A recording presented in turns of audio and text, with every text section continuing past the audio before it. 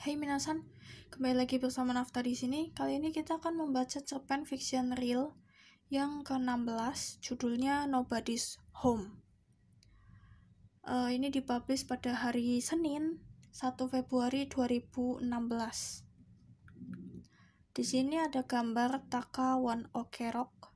Aku mengidolakan Taka, dan waktu itu aku bangga banget sama gambar ini. Menurutku ini gambar keren banget. Kenapa sekarang lebih kelihatan kayak apa ya, kayak karikatur ya. Serius, dulu tuh aku merasa ini tuh realistis banget, padahal enggak weh. Ya ampun, aku emang gak bakat menggambar realistis. Tapi ini aku gambar karena aku sangat suka stylenya Taka waktu itu. Aku pengen banget punya style seperti itu. Dia tuh rambutnya itu yang model kayak gitu, itu aku suka banget. Kayak entah kenapa ya, dari dulu tuh aku suka sama model rambut cowok yang seperti itu, dan aku tuh pengen potong rambut pendek untuk bisa model seperti itu. Dan udah kesampaian kemarin ketika rambutku ini salah potong dan akhirnya jadi pendek, dan itu akhirnya aku bisa style seperti rambutnya Taka, dan aku udah puas sih karena udah kesampaian gitu. Tapi aku tetap seneng kalau lihat laki-laki tuh rambutnya seperti itu. Menurutku kayak keren banget, kayak tokoh game, tokoh anime, pokoknya kayak tokoh-tokoh fiktif gitulah, keren.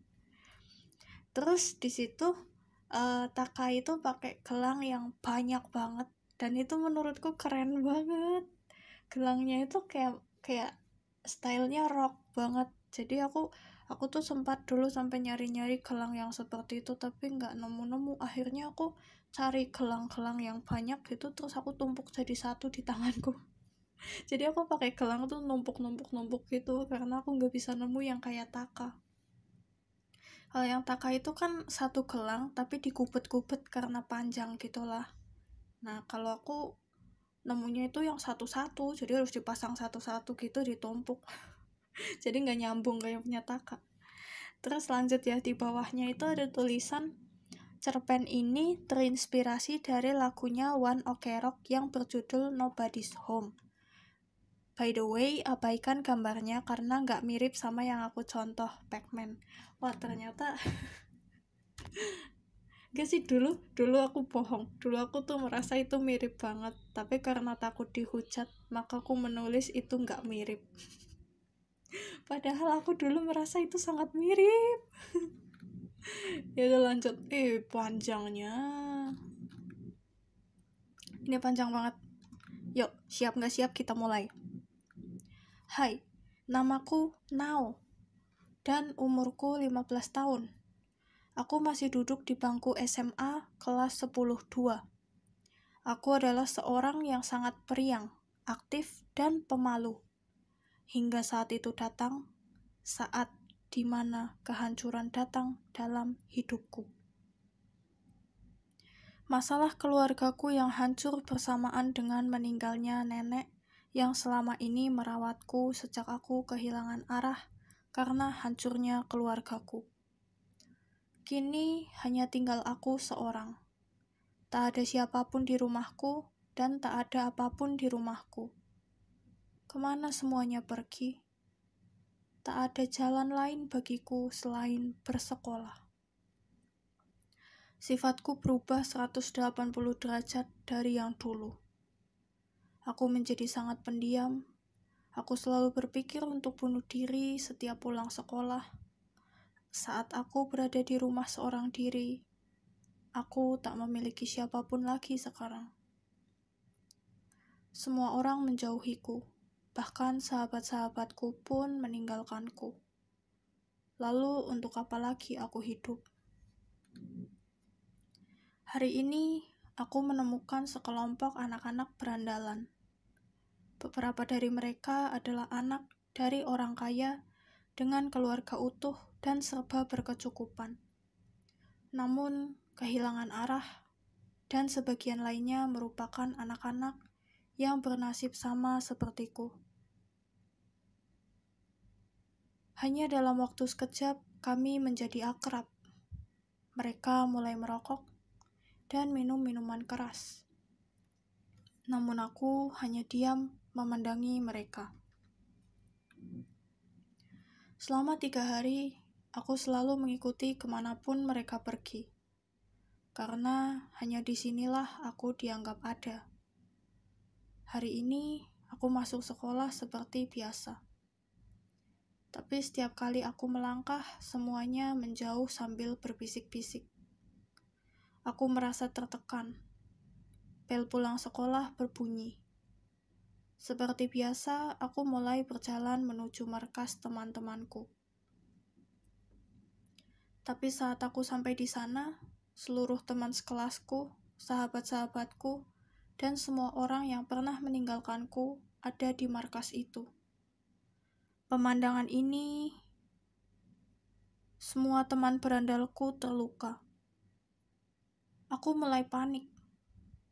Aku membalikkan tubuhku hendak kabur, tapi sebuah pukulan keras mendarat di pipi kiriku. Aku terdiam karena tertegun melihat sahabat terdekatku, Bio, yang berada di hadapanku. Aku mulai menunduk dan mengepal kedua tanganku dengan sangat keras hingga tubuhku bergetar. Aku ketakutan dan berpikir mungkin ini adalah akhir dari hidupku. Tapi sebelum mereka membunuhku, aku ingin tahu kenapa mereka melakukan ini. Kenapa mereka tidak langsung menghajarku? Kenapa mereka melibatkan teman-teman berandalanku? Kenapa mereka menghancurkanku lagi sebelum mereka membunuhku? Tanpa sadar aku berteriak, "Kenapa? Kenapa kalian semua datang ke sini untuk menghancurkanku lagi? Tak bisakah kalian langsung membunuhku tanpa melibatkan mereka?" Bio mengangkat kerah bajuku, lalu mendekatkan wajahnya dan berteriak, "Sadarlah, kami hanya ingin menyelamatkanmu dari mereka. Siapa yang berniat membunuhmu, bodoh?"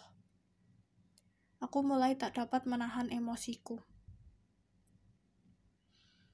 Air mata membasahi pipiku saat aku berteriak lagi padanya. "Menyelamatkanku?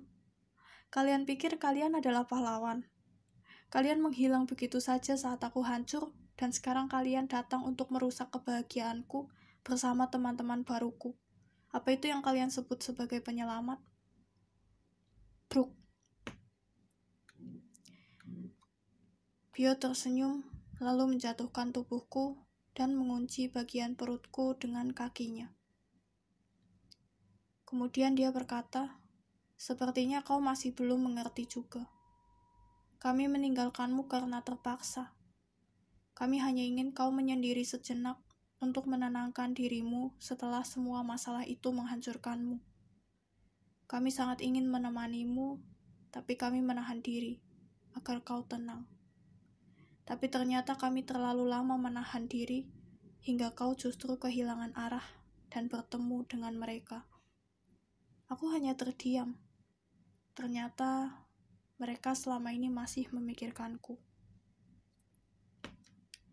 Lemmy berkata, "Sekarang kami semua tidak hanya membantumu kembali ke arah yang benar, tapi kami juga akan membantu semua teman barumu yang juga kehilangan arah." Alex menimpali, "Kau tahu, selama ini Bio selalu mengkhawatirkanmu. Saat dia mendengar bahwa kau kehilangan arah, dia sangat marah pada dirinya sendiri dan dia memukul tembok hingga tangannya terluka. Setelah itu, dia memutuskan untuk menolongmu keluar dari jalan yang salah ini. Dia juga..." Bio langsung menutup mulut Alex dengan tangannya. "Diam kau cerewet." Inilah akhirnya. Semua dugaanku ternyata salah. Mereka sama sekali tak meninggalkanku. Itulah yang kusebut sebagai teman. Orang-orang di sekitarmu yang mungkin tak kau pedulikan. Orang-orang yang kau pikir sebagai pengkhianat, namun tetap berada di sekitarmu untuk menemanimu. Tak peduli seberapa jahat mereka, karena pada akhirnya mereka akan bekerja sama denganmu walaupun hanya sekali dalam keadaan terdesak. Walaupun kalian tak menganggap satu sama lain,